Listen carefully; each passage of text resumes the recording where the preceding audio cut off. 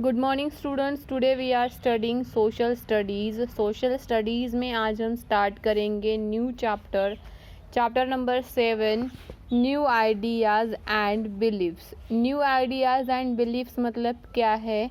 नए नए जो कुछ विचार है और जो कुछ बिलीव्स मतलब विश्वास है, उसके बारे में हमें इस क्लास में पढ़ना है कि किस तरह से रिलीजन, किस तरीके से हम नए नए रिलीजन्स यहाँ पर सीखते गए। उस साल के दौरान कौन से रिलीजन्स आए, वो हमें इस क्लास में पढ़ना है। We learned the last chapter that 6th century BCE was a time of major political development in India। तो जो हमने लास्ट चैप्टर पढ़ा वो कौन सा था? महाजनपद, जनपद एंड महाजनपद। तो वो क्या था? वो major development of political development का था, मतलब किस तरीके से डेवलपमेंट हो रही है उस पर था। It was the period important social and cultural change. वो बहुत ही महत्वपूर्ण ऐसा क्या था? ड्यूरेशन था जब क्या हुआ था? सोशल एंड कल्चरल चेंजेस हुए थे। People started questioning existing religious practices and social system. तो लोगों ने फिर क्या किया था कि किस तरीके से कल्चर मतलब अपनी संस्कृति, रिलीजन मतलब धर्म किस तरीके से होते हैं वो सब पूछा, मतलब वो सब उनके दिमाग में वो सारे क्वेश्चंस आए। As a result this period saw the rise of thinkers and transform Indian society with their ideas and beliefs. तो इसकी वजह से क्या हुआ कि कौन सी आइडियाज़ एंड बिलीव्स थी वो उसके बारे में जानना बहुत ज़रूरी पड़ा। One of many new ideas and believe that emerge that time the most important vehicles of change were Upanishads. तो कौन से आइडियाज़ थे? Upanishads, Jainism and Buddhism. Jainism and Buddhism ये उस वक्त धर्म या जो व्यक्ति थे उन्होंने किस तरीके से इसका डेवलपमेंट किया, इसके बारे में हमें पढ़ना है। ठीक है, तो ये सब क्यों हुआ? रीजंस क्या है? Reasons for the growth of new idea. New idea का ऐसा किसका सुझाव था कि न्यू आइडियाज़ क्यों हमें चाहिए? तो कॉम्प्लेक्स एंड एक्सपेंसिव रिचुअल्स मतलब जो भी हमारी पारंपरिक पद्धति है वो पद्धति वो क्या हो गई थी? कॉम्प्लेक्स मतलब बहुत ही कठिन, और एक्सपेंसिव मतलब कि वो बहुत ही खर्चिक हो गई थी। तो उस वक्त जो वैदिक ड्यूरेशन था, तो वैदिक ड्यूरेशन में ये कॉम्प्लेक्शन बहुत ज़्यादा हुआ, become very complex. There were elaborate and expensive ceremonies and rituals for occasion. वहाँ पर क्या होता था? जो भी कुछ ओकेजन्स मतलब ऐसे कुछ समारंभ या कुछ रिचुअल्स के काम होते हो तो उसे एलैबोरेट करना पड़ता था। प्रिस्ट मतलब राजा ही क्या करता था उस वक्त? जो भी कुछ रिचुअल्स थे, जैसे वेद के बारे में सिर्फ प्रिस्ट को ही पता था। Priest had to paid for their service. तो प्रीस्ट को क्या करने पड़ते थे?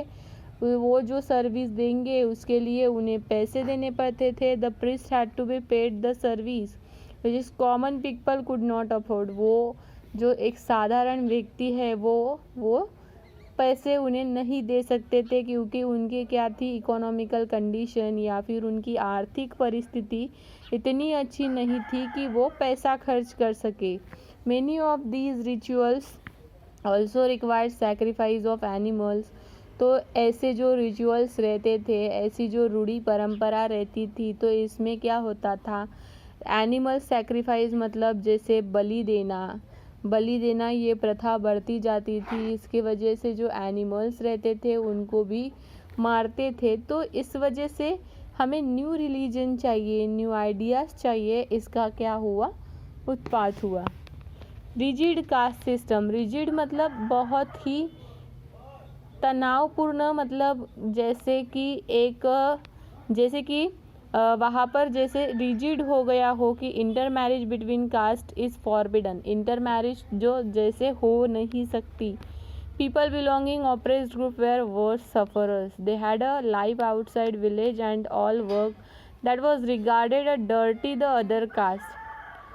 दे were not allowed to enter the temples, उन्हें क्या था, वो टेम्पल्स मतलब मंदिर में भी नहीं जा सकते थे, पब्लिक वेल से उन्हें पानी लेना पड़ता था। तो इस तरीके की रिजिड सिस्टम बनी हुई थी। लैंग्वेज थी, लैंग्वेज टेक्स्ट हिम्स मतलब जैसे भजन, हिम्स मतलब भजन है, तो संस्कृत में रहते थे, तो वो सिर्फ कौन पढ़ सकते थे, जो अच्छे पालकृत वाले लोग थे वही वो पढ़ सकते थे, बाकी को उसके बारे में कुछ भी ज्ञान नहीं रहता था। Rituals become complex and expensive later Vedic period, here we see a group of priest conducting a yagya.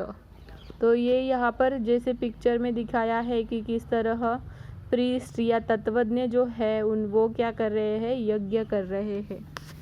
तो उपनिषदास क्या है? The Upanishads are the final part and the essence of the Vedas, hence they are known as Vedanta. तो Vedic system हमने पढ़ा, ठीक है। तो Vedic system का जो फाइनल पार्ट मतलब लास्ट वाला जो पार्ट है वो है उपनिषद। तो उपनिषद वो उसका ड्यूरेशन कब था, 800 BCE मतलब 800 से 200 साल पहले। Upanishad are devoted the study of philosophy rather than rituals. तो यहाँ पर जो रस्म रिवाज ये थे उसके बारे में नहीं पढ़ाया जाता था, यहाँ पर पढ़ाया जाता था फिलोसॉफी के बारे में, मतलब दर्शनीय जानकारी के बारे में। दस Upanishads encourage people to became a practice towards the Vedic age. तो उपनिषदा ने हमें सिखाया क्या है, मेन टीचिंग क्या है? Believes in a law of कर्म और the believe that every action has a reaction. तो हमें कर्म पर भरोसा रखना चाहिए। कर्म मतलब क्या है? Believes that every action has a reaction, हर एक एक्शन के लिए क्या है, उसका रिएक्शन है। जो हम करेंगे वही हमें कर्म के रूप में मिलेगा, ठीक है। Believe in samsara are the cycle of birth, death and rebirth. The moksha क्या है? Freedom from the internal circle of birth and death. जो भी हमारी सिस्टम चलती है जन्म और मृत्यु की, उससे हमें किस तरीके से मोक्ष मुक्ति मिलती है वो।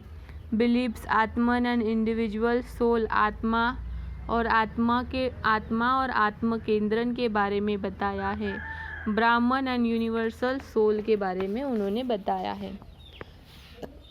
6 स्कूल्स ऑफ इंडियन फिलोसॉफी। तो इंडियन फिलोसॉफी के 6 स्कूल कौन से हैं, मतलब क्या पढ़ना ज़रूरी है इस उपनिषदास में। जैसे न्याय है, वैशेषिका है, सांख्य है, योग है, मीमांसा है, वेदांत है। तो न्याय ये डेवलप किया है सेज गौतमा ने। Gautama school was founded in the theory of pramana, knowledge based on evidence and reality. तो न्याय मतलब क्या है? जो नॉलेज बेस्ड ऑन एविडेंस मतलब जो हमने देखा और जो रियलिटी में है, जो वास्तविक में है, उसे ही हमें देखना चाहिए, उसे ही हमें वही सच्चा है, हमें वही कहना चाहिए। ये क्या बताता है? न्याय बताता है। Vaisheshika is a says Kannada language में स्कूल एम्फेसिस धर्म the central guiding force of a human life. Samkhya is a sage Kapila recognized the founder of the school. Samkhya ये क्या है?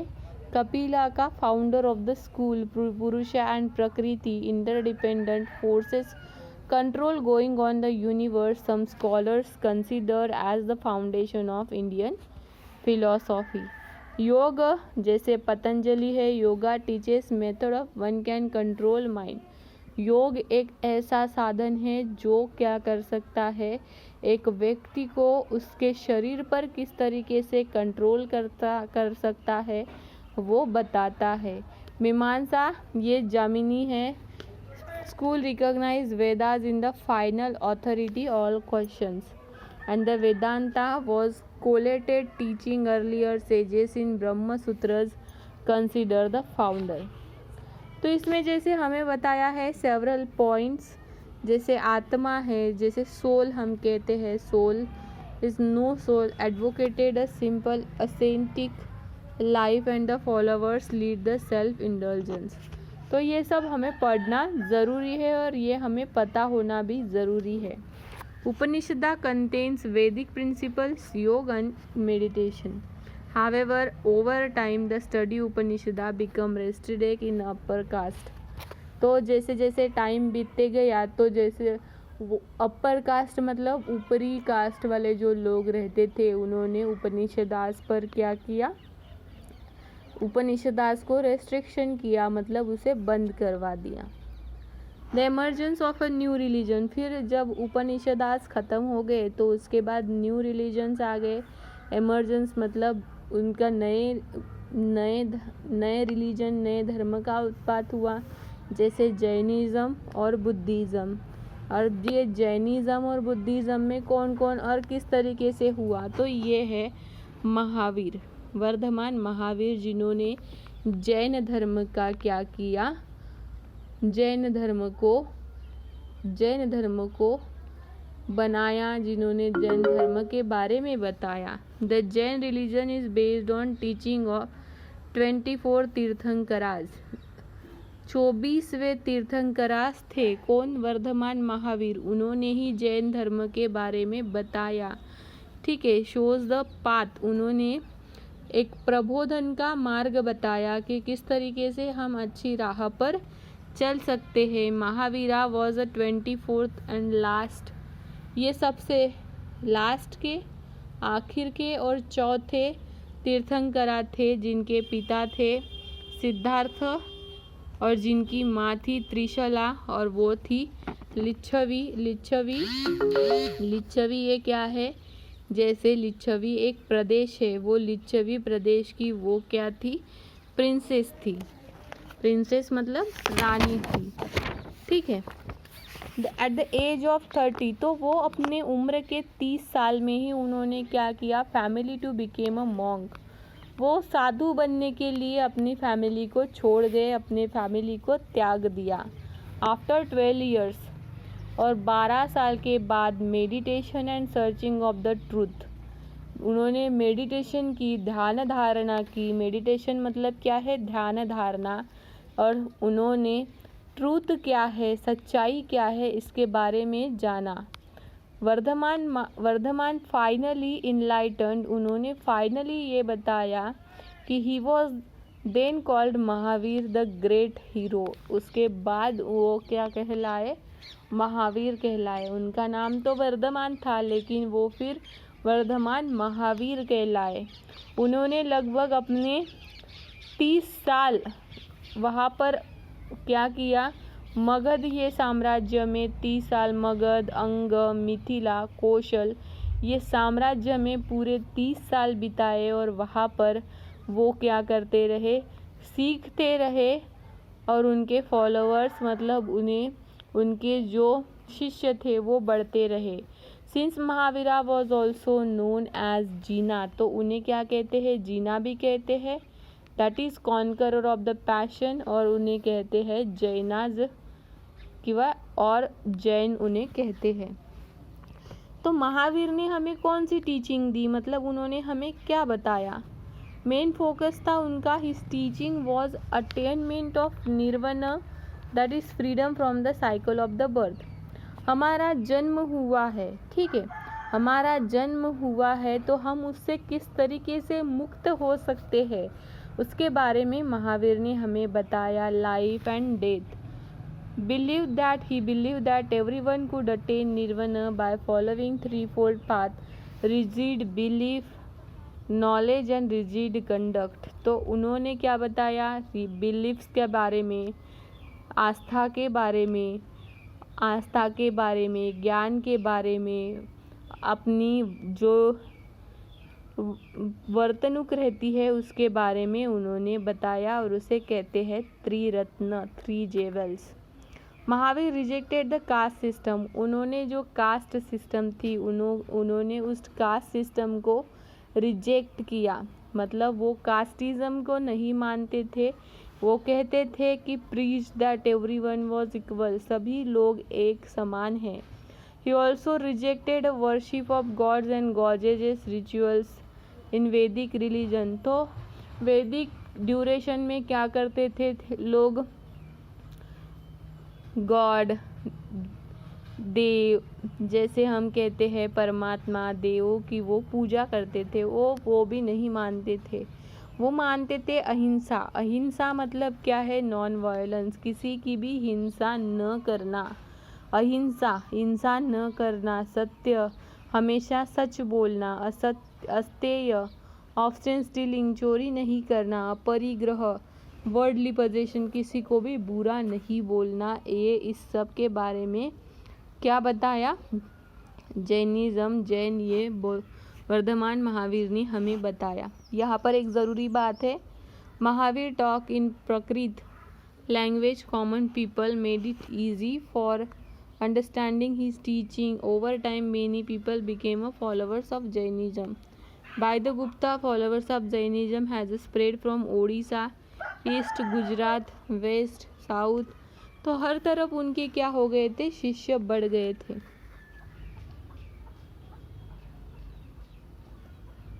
सूत्राज यहाँ पर बताया है, अगम सूत्रा, अंगम, इस तरीके से यहाँ पर बताया है।